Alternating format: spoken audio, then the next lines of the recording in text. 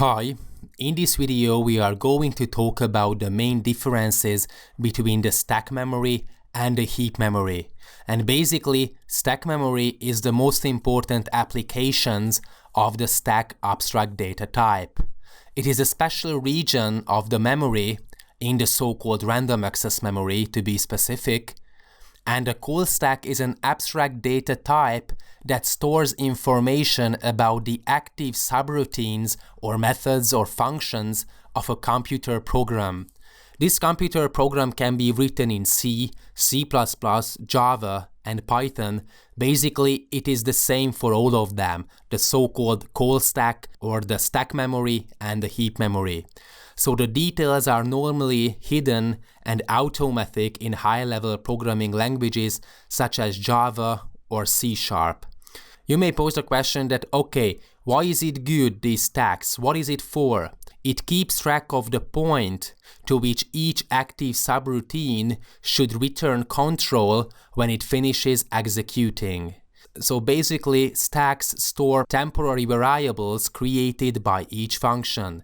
Whenever we create, for example, two numbers to add them together in a distinct function or method, then these variables are going to be pushed onto the stack. And whenever we return from this function, the stack is going to get rid of these variables. So the local variables are going to be stored on the stack. So every time a function declares a new variable, it is pushed onto the stack. Whether it is a reference type, for example, in Java, or a primitive type, it's going to be pushed onto the stack. And every time a function exits, then all of the variables that's pushed onto the stack by that function are freed. Stack is going to get rid of these variables. So all of its variables are popped off the stack and lost forever. And basically, this is what we have been discussing, that what kind of operations do stacks support? Pop, peek, and push, basically. And basically, that's how a stack can get rid of the variables. It's just going to pop these variables off the stack. So local variables, they are on the stack, and after a function returns, they are lost forever. It's very important that stack memory is limited in size. Basically, it is quite intuitive because it is inside the RAM, the random access memory, and the random access memory itself is quite limited, so of course stack memory is limited as well. What about the heap memory? The heap is a region of memory that is not managed automatically for you. It is in the random access memory as well. It's very important that this is a large region of memory. Unlike stack memory, because we have been discussing that the size of the stack memory is very small. In C, for example, we have to use the malloc and the calloc function and with the help of pointers to be able to allocate some space on the heap memory. For example, when we would like to store a huge matrix, of course we are going to be able to store this huge data in the heap memory, because I don't want to repeat myself over and over again, but the size of the stack memory is limited. The stack memory is faster than heap memory, but the size is limited. In Java, reference types and objects are on the heap. So whenever we instantiate a class and we create an object, then it's going to be added to the heap memory. So we have to deallocate these memory chunks in C++, for example, in C, because it is not managed automatically. We have been discussing the stack memory. The stack memory is going to be managed by the operating system, so we don't have to bother about it. Local variables are going to be popped off the stack no matter what. We don't have to do anything.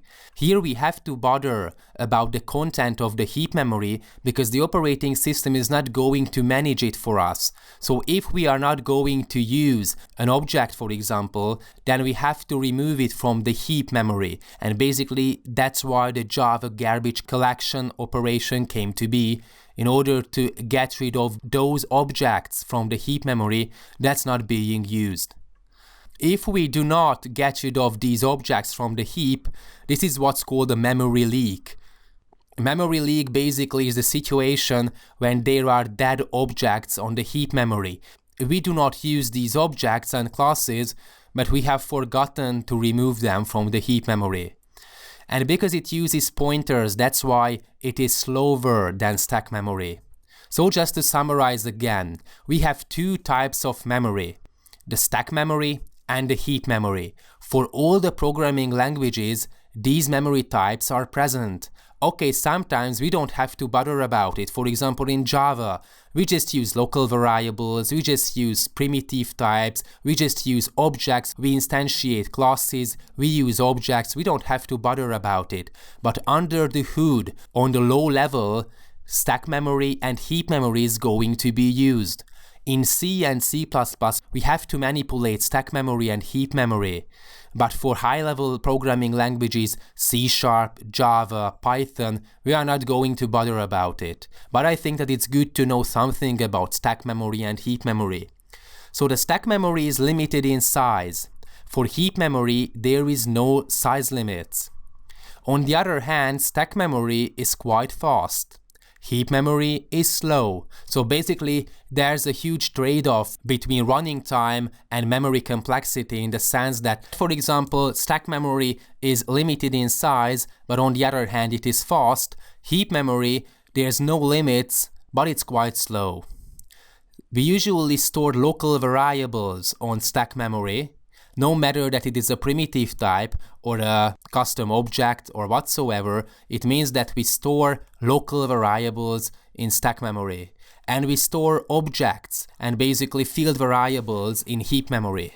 For stack memory, the space is managed efficiently by the central processing unit, and for heap memory, it may become fragmented because it is managed by the software engineer and the programmer. We are not able to resize a variable on the stack memory.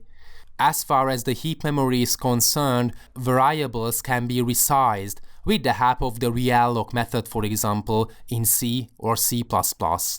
So basically these are the main differences between stack memory and heap memory.